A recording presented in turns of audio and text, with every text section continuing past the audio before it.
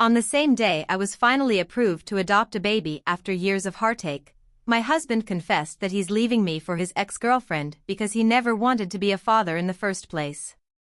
The envelope trembled in my hands, its edges soft from how tightly I'd gripped it the entire drive home. For years, I'd dreamed of this moment, a child, a family, a new chapter. After all the applications, the interviews, the home inspections that felt like invasions, I'd finally been approved to adopt. Everything is about to change, I whispered to myself as I parked the car in the driveway of our modest two-story home. I stared at the envelope for a moment longer, then clutched it to my chest and stepped out. I couldn't wait to tell Mark. The smell of fresh coffee greeted me as I opened the door. Mark's shoes were haphazardly kicked off by the stairs, and his keys hung neatly on the hook, a detail I had drilled into him over years of marriage. "Mark?" I called out, setting my bag on the counter. "In here," he replied from the living room, his voice distant, distracted. I rounded the corner and found him on the couch, his laptop balanced on his knees, a steaming mug on the table beside him. He didn't look up, his fingers flying across the keyboard. "I have something incredible to tell you," I said, unable to contain the excitement bubbling inside me. He glanced up briefly, his brows knitting together. "What's that?" I held up the envelope like it was a trophy. "I got the final approval today. We're going to be parents, Mark. It's official." For a moment, he froze. His fingers stopped typing, his eyes darting to the envelope and then back to me. He set the laptop aside and leaned forward, resting his elbows on his knees. "Ellie," he said, his tone strange, heavy, almost somber. I frowned, the elation in my chest dimming slightly. "What?" "Sit down," he said, gesturing to the chair across from him. My stomach sank. "Why? What's going on?" "Please," he insisted, his eyes pleading. Reluctantly, I sat, clutching the envelope like a lifeline. "Ellie," he began, running a hand through his hair, "there's something I need to tell you. Something I should have said a long time ago." "Mark, you're scaring me," I said, my voice wavering. "I've been seeing someone," he blurted out, his words slicing through the room like a knife. I blinked, sure I'd misheard him.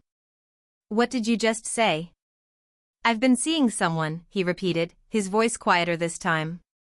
My grip on the envelope tightened, the edges biting into my fingers. "Who?" He hesitated, his eyes darting to the floor. "Claire." The name hit me like a punch to the gut. "Claire?" I repeated, my voice rising. "Your ex-girlfriend Claire? The one who broke your heart into a million pieces? That Claire?" "She's not who she used to be," he said quickly, as if that somehow made it better. "We reconnected a few months ago, and things just happened." "Things just happened?" I repeated, my voice trembling with anger. "Mark, we're married. We've been building a life together, a family. How could you do this?" "That's the thing," he said, his voice growing quieter. "I don't think I want that life anymore." I stared at him, my heart pounding in my chest. "What are you talking about?" "I don't want to be a father, Ellie," he said, his eyes finally meeting mine. "I never did. I went along with it because it's what you wanted, and I thought maybe I'd change. But I haven't. And I can't keep pretending." My jaw dropped. "You never wanted to be a father?" He shook his head. "No. And I'm sorry I didn't tell you sooner. I thought I could make it work for you, but..." "But what?" I snapped, standing so abruptly my chair scraped against the floor. "You decided to blow up my life instead? On the day I finally got the approval we've been working toward for years?" "I didn't plan it this way," he said, standing as well. "But I can't live a lie anymore, Ellie. I've been unhappy for so long." "You've been unhappy?" I shouted, my voice cracking. "What about me, Mark? Do you have any idea what I've been through?" The nights I cried myself to sleep because I thought I'd never be a mother? The sacrifices I made for us to get here? And now, just when it's finally happening, you're telling me you're leaving?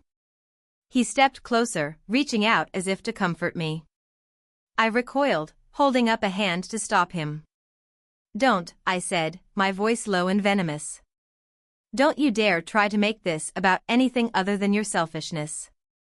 Ellie, I'm sorry, he said, his voice breaking. I never wanted to hurt you. But you did, I snapped. You betrayed me. You lied to me. And you've completely shattered the future I thought we were building together. I didn't want it to end like this, he said, his shoulders sagging. Then why didn't you tell me the truth before we got married? Before we started this adoption process? You let me believe we were in this together, Mark. How could you? He didn't have an answer. He just stood there, his face etched with guilt and regret. I want you out, I said finally, my voice shaking. Pack your things and go. I can't even look at you right now. Ellie, please? Go. I shouted, tears streaming down my face. He hesitated, but then he nodded, his head hanging low. He walked past me toward the stairs, and I stood frozen, clutching the envelope to my chest as sobs racked my body. The sound of his footsteps on the stairs felt like a slow, deliberate countdown to the end of everything I thought I knew. I sank onto the couch, my breath hitching as tears blurred my vision. The silence in the room pressed against me like a weight, suffocating and relentless. But then I heard it, the creak of the stairs as he came back down, his duffel bag slung over one shoulder.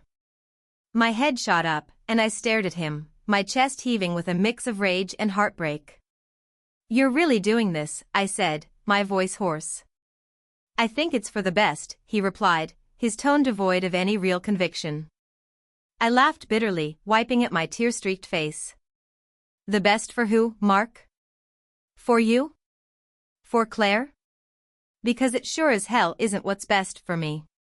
He shifted uncomfortably, adjusting the strap of his bag. I didn't want it to end like this, Ellie. Oh, spare me, I snapped, standing and clutching the envelope tightly. You didn't want it to end like this?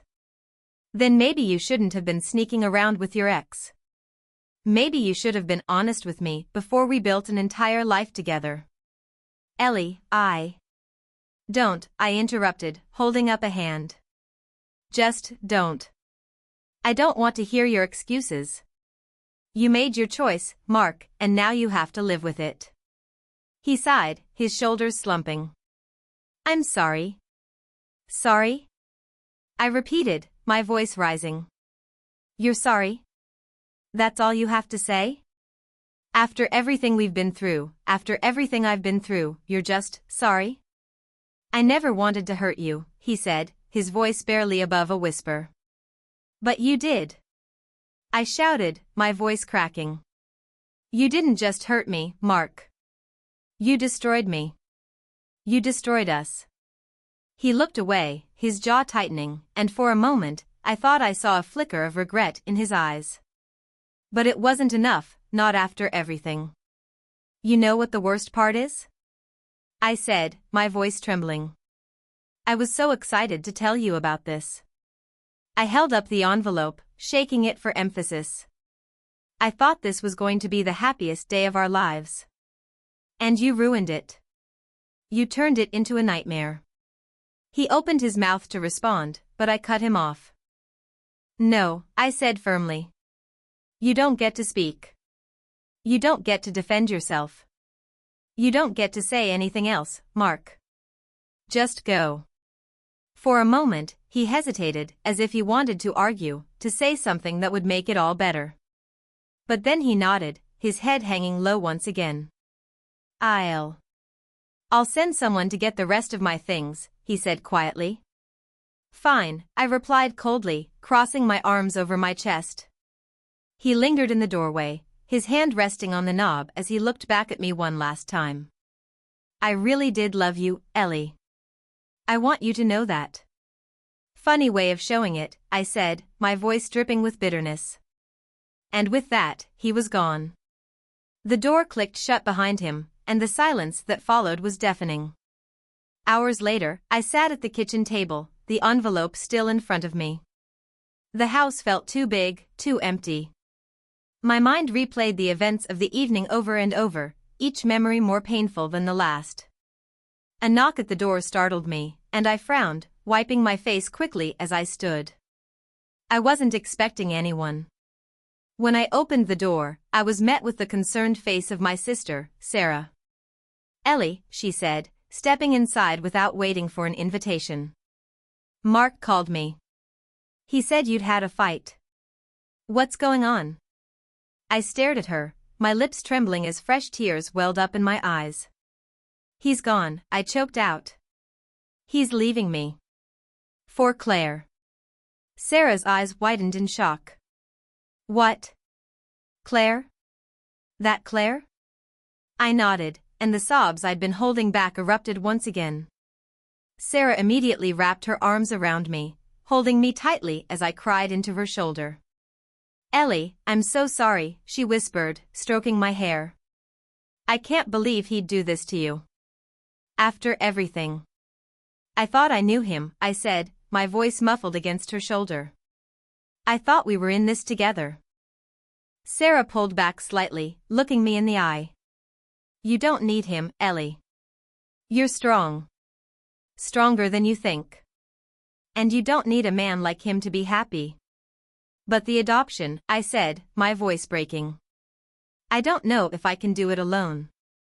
"Yes, you can," Sarah said firmly. "You've wanted this for so long, Ellie. And you're going to be an amazing mother. That baby is going to have so much love, more than Mark could ever have given." Her words were like a balm, soothing the raw ache in my chest. "I don't know how to move forward," I admitted, my voice barely above a whisper. "One step at a time," she said, squeezing my hand. "And you're not alone. I'm here for you, Ellie. Every step of the way." I nodded, a small flicker of hope igniting inside me. Sarah smiled, her eyes filled with determination. "Now, let's talk about this baby. Because whoever they are, they're about to get the best mom in the world." For the first time that night, I felt a glimmer of something other than pain. Maybe Sarah was right. Maybe I could do this. One step at a time.